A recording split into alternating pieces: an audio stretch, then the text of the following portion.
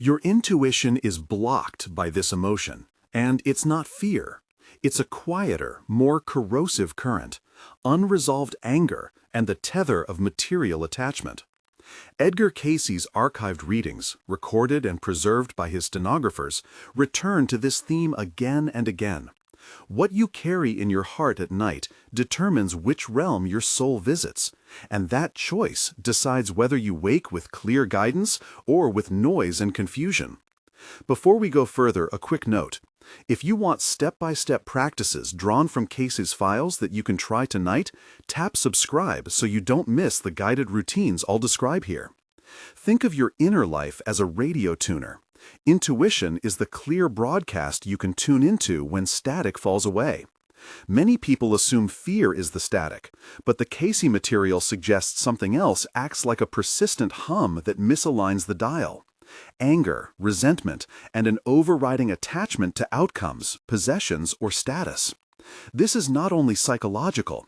According to the readings, it produces an energetic pull that keeps the soul close to lower planes during sleep, the very time when profound intuitive information often arrives. What does that mean in practical terms?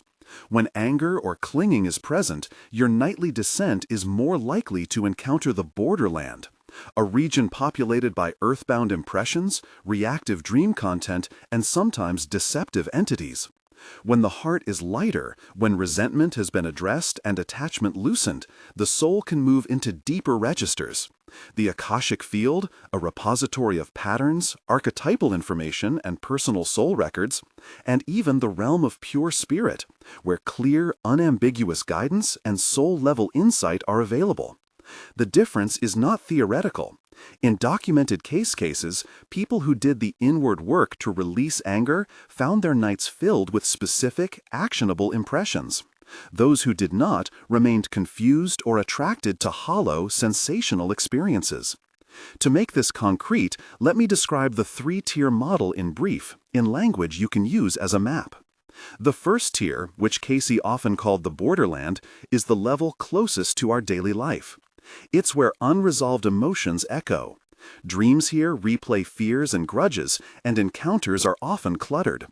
Guidance here can be distorted by the residue of strong feelings.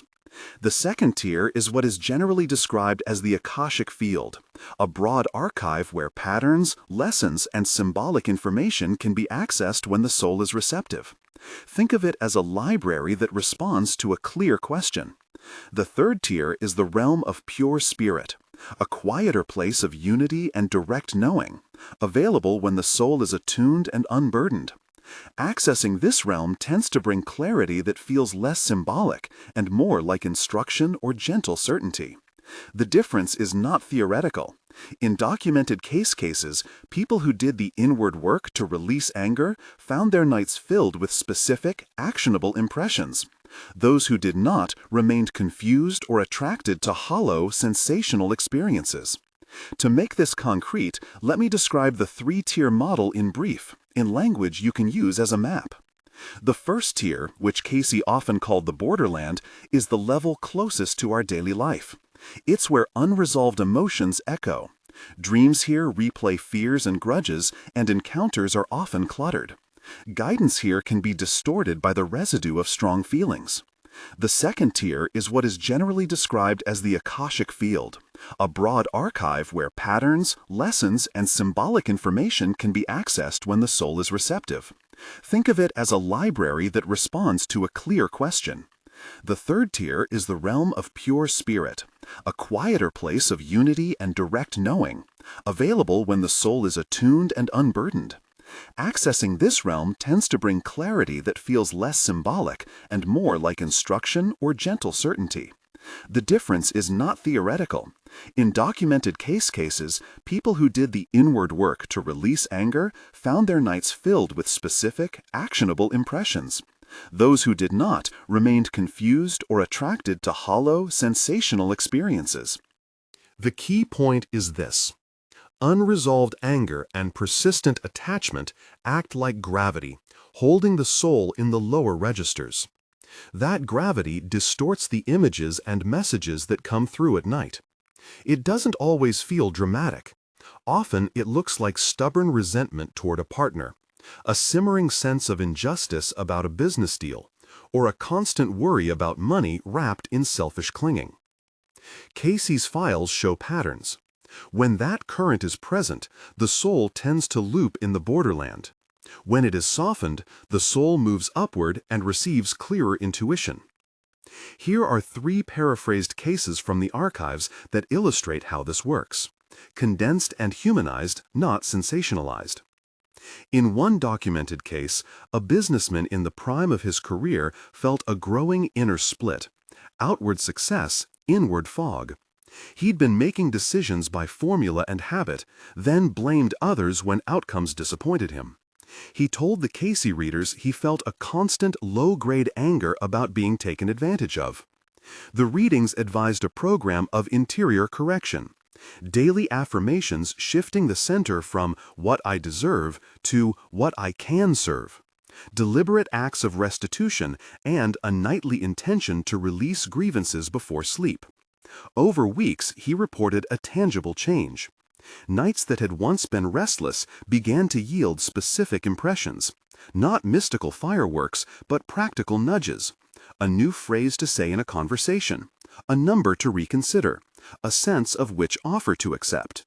Those impressions, when acted upon, led to better decisions. The case does not promise miracles. It shows that when grip loosens, intuitive signals become usable. Another case centers on a caregiver, a nurse exhausted by years of service and a private life laced with irritation and bitterness toward family members who didn't understand her burden. Her resentment was not theatrical. It was quiet, resentful fatigue that colored her dreams and impinged on compassion. The reading suggested a nightly practice, a short meditation to focus on service as a spiritual ideal, a minute of forgiveness toward named people, and an intention that her sleep be used for healing rather than complaint. She followed the practice for several weeks and said that the tone of her dreams shifted, from repetitious scenes of frustration to images of calm helpers and healing temples. With that shift came a measurable increase in the intuitive promptings that guided her bedside choices, a sense about which treatment approach to try, or whether to call a family member to hold space at a particular hour. Her case is a reminder that clearing resentment doesn't make problems vanish. It changes the soul's access so that guidance is more likely to arrive when decisions are needed. Not every story ends in gentle clarity. The archives also include cautionary accounts. One man, enthusiastic about nocturnal exploration but impatient with slow practice, attempted projection without disciplined protection and without addressing underlying material attachments. He described experiences that initially felt powerful but then left him entangled with entities that fed on unresolved emotion. The readings advised ritual clearing, calling for protective presences, and a retreat from unguarded projection until anger and attachment were addressed. His case illustrates a hard truth. Unaddressed anger can attract or amplify the very disturbances that block authentic intuition. That's why protection and gradual, humble practice are not optional add-ons, they're essential. These cases converge on a practical takeaway. To improve intuition, you must do 2 things in tandem. First, work on emotional clearing, specifically anger and attachment. Second, prepare the night as a laboratory for guidance, using intentional steps that protect and guide you toward higher registers. Here is a step-by-step nighttime routine adapted from Cayce-inspired practices and tailored to release anger and unblock intuition. Treat this as an experiment. Try it strictly for 7 nights, record what changes, and return to adjust. Do not attempt advanced astral techniques without foundational practice and, if needed, guidance from an experienced teacher. Begin 60-90 minutes before bed. Put away screens.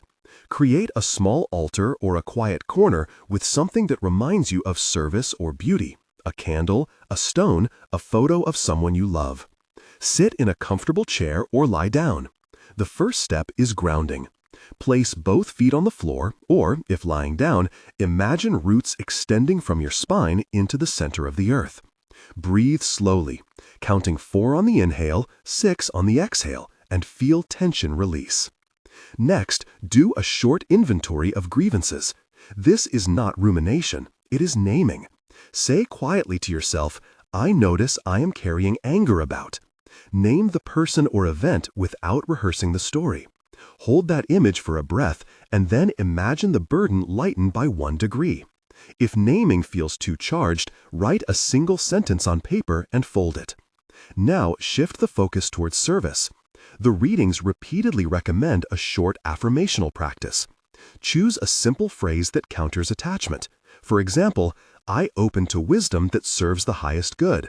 Or, I release what does not help my soul grow. Repeat this phrase slowly 10 times. Let it sink past the intellect into the chest. Protection comes next and is essential. Cayce's material emphasizes the importance of calling for guidance and shielding before any nocturnal intention. Visualize a sphere of white light forming around you. Imagine it as a translucent cocoon that allows healing and guidance to enter, but filters out what would disturb you. You can picture it seated with a color or symbol that comforts you: pale gold for warmth, silver for clarity. As you visualize, say aloud or in your mind, I ask for the company of my higher self, guardian guides, and beings of light. Protect me from impressions that confuse or harm. Pause and feel the protection settle like a blanket. Set a clear intention for the night. Be specific. Rather than an abstract, help me be intuitive, ask a focused question that the soul can answer. Examples: what step will best serve this project? What should I be aware of in my next conversation with X? Show me the next right action for my health. Phrase the question as one that invites service, not vindication.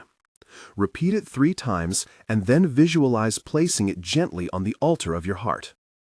If you wish, add a short dream incubation sentence. Say, in sleep, show me one clear sign about your question.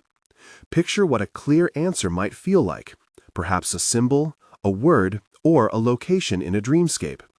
Keep it simple. Complex demands tend to produce clutter. Now, and only now, rest. Allow the white light cocoon to remain as the last image before sleep. If you wake during the night, briefly restate your intention and imagine the cocoon again. In the morning, do not leap instantly into the day. Keep a small notebook and pen by your bed. Before fully rising, let your eyes close, breathe, and open to whatever images, words, or impressions surface. Write them down without editing. Often, the impressions are fragmentary. Treat them as seeds. Across several mornings, a pattern will emerge. For weeks, couple this nightly practice with daytime habits that address resentment and attachment. When you notice a reactive thought, they owe me, I deserve more, acknowledge it and practice a small corrective. A brief act of service, a donated item, a phone call that mends rather than proves.